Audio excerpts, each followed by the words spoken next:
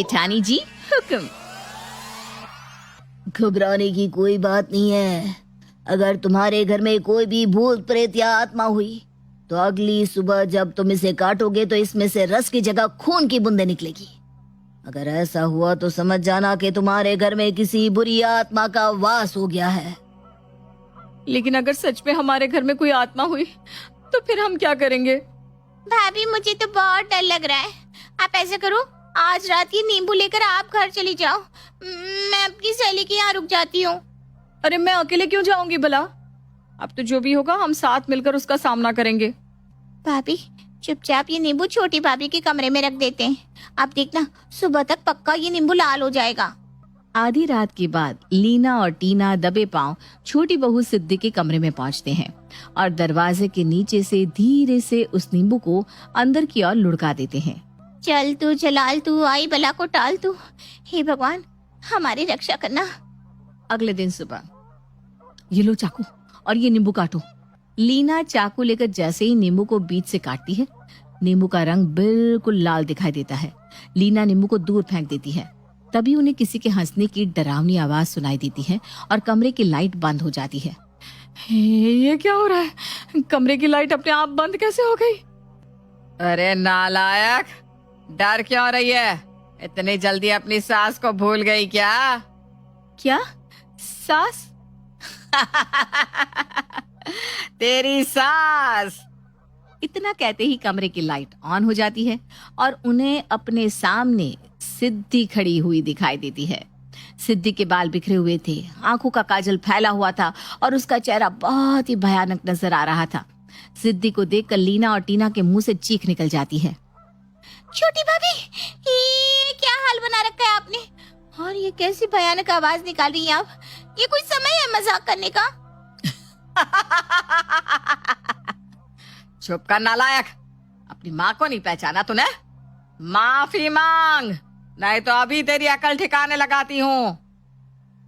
माँ ये सच में तुम ही हो क्या? और नहीं तो क्या।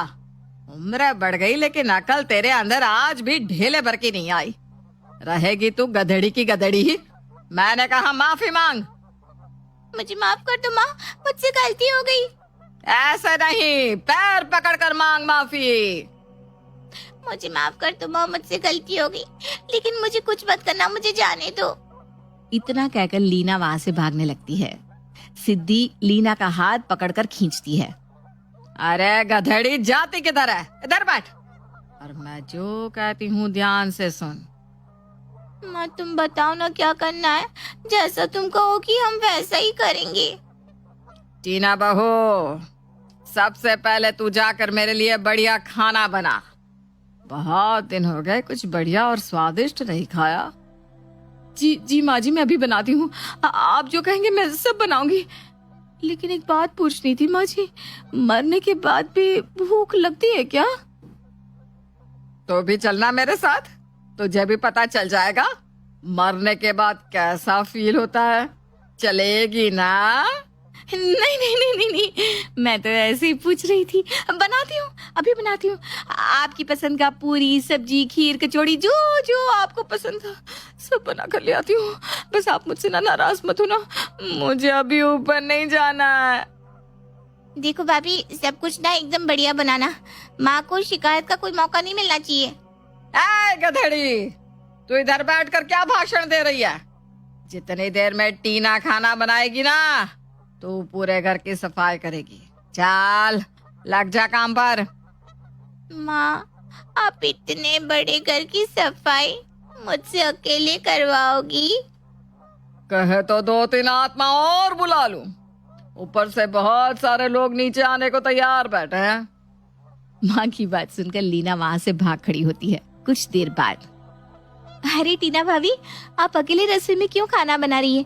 मैं बनाऊंगी ना खाना, आप जाइए अपने कमरे में जाकर आराम करिए। अरे नहीं नहीं नहीं, तुम दूर रहो मुझसे।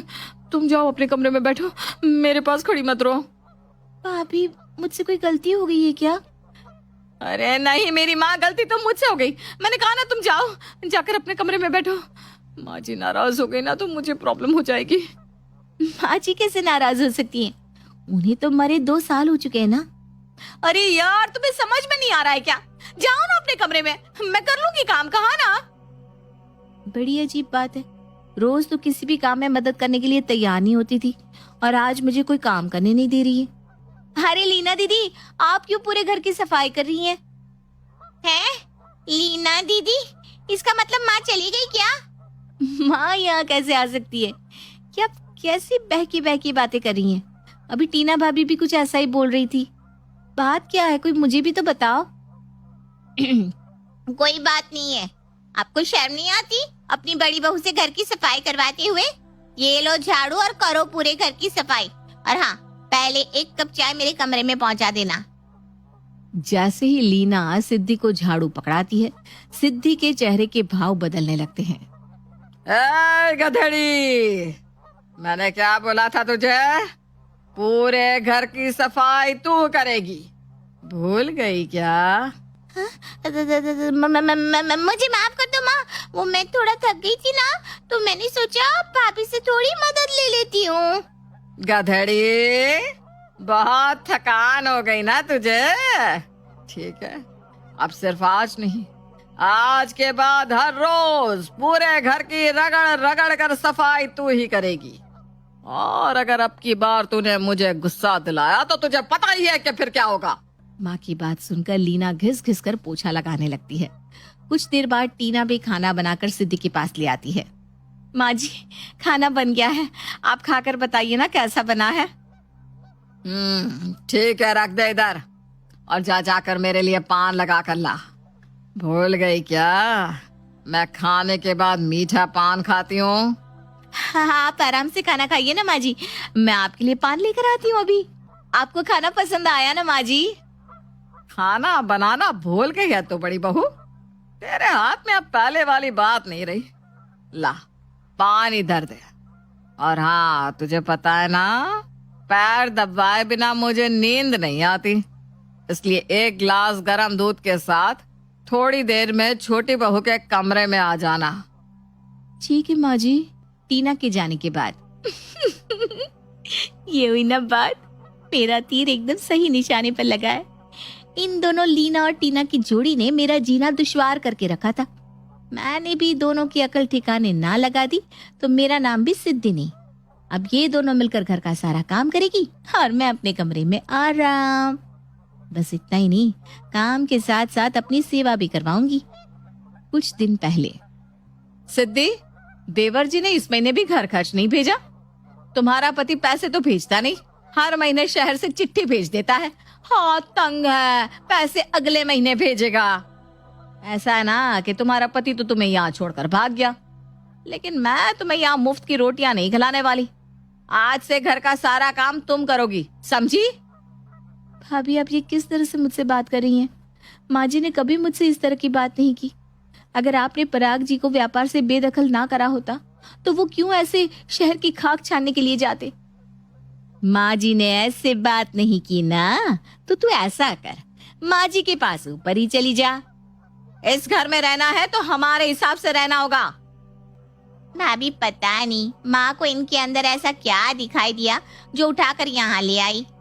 माँ जी की मौत के बाद टीना भाभी ने सब कुछ धोखे से अपने नाम करा लिया और हम दोनों पति पत्नी को सारी संपत्ति से बेदखल कर दिया। माँ जी के जाते ही मैं बहुरानी से नौकरानी बन गई। टीना भाभी का दिन रात हुक्म बजाने के बाद भी वो मुझे सुनाने का कोई मौका नहीं छोड़ती। भाभी, आप जो कुछ भी कर रही है ना, उससे माँ जी की आत्मा को बहुत दुख पहुंच रहा होगा, उन्हें कभी शांति नहीं मिलेगी। अरे तेरी माँ जी ऊपर चली गई है और अब मैं तेरी माँ जी से नहीं डरती। और तू कान खोल कर सुन ले, अब मैं ही तेरी सास हूँ और मैं ही जेठानी।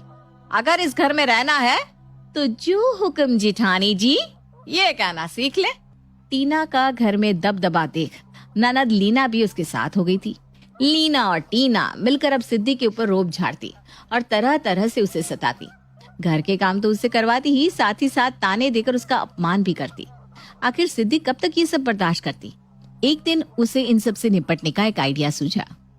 क्यों ना मैं ऐसा नाटक करूं कि माँ जी की आत्मा मेरे अंदर आ गई है और फिर इन लीना और टीना की अकल ठिकाने लगा दूंगी। सिद्धि आत्मा आने का ड्रामा करती है जिसमें लीना और टीना बड़ी आसानी से फंस जाते हैं।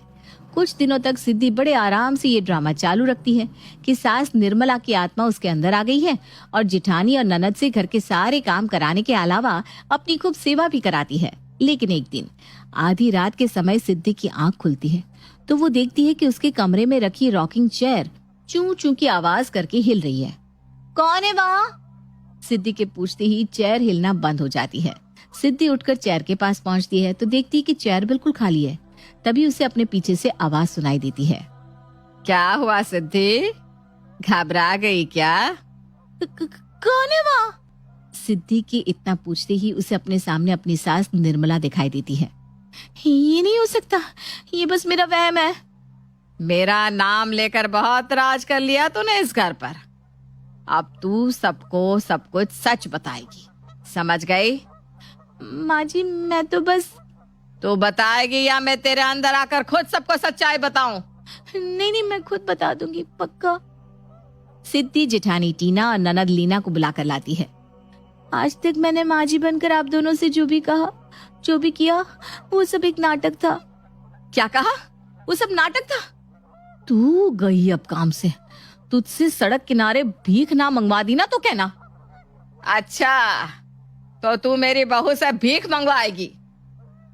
ये किसकी आवाज है अब? सिद्धि उंगली से निर्मला की ओर इशारा करती है। माँ जी आप। हे भगवान मुझे चक्कर आ रहे हैं। अगर तूने सिद्धि और पराग को जरा भी परेशान किया तो तेरी खैर नहीं, और जो कुछ भी तूने धोखे से छीना है चुपचाप वापस कर दे, वरना। मैं समझ गई, सब समझ गई माँ जी। मैं हमेशा सिद्धि के आसपास ही हूँ और टीना लीना तुम पर नजर रखे हुए हूँ। लीना, 1 सप्ताह के अंदर अपने ससुराल वापस चली जा और फिर कभी लौट कर मत आना। बस फिर क्या था, वो दिन था और आज का दिन है। निर्मला निवास खुशी और ठहाकों से गूंज रहा है। न भाई भाई के बीच कोई झगड़ा है, ना ही तकरार, बस प्यार ही प्यार। ननद लीना भी अपने ससुराल में खूब खुश है। अब ये परिवार इतना खुश कैसे है, उसकी वजह तो अब आप जानती ही हैं। सही कहा ना?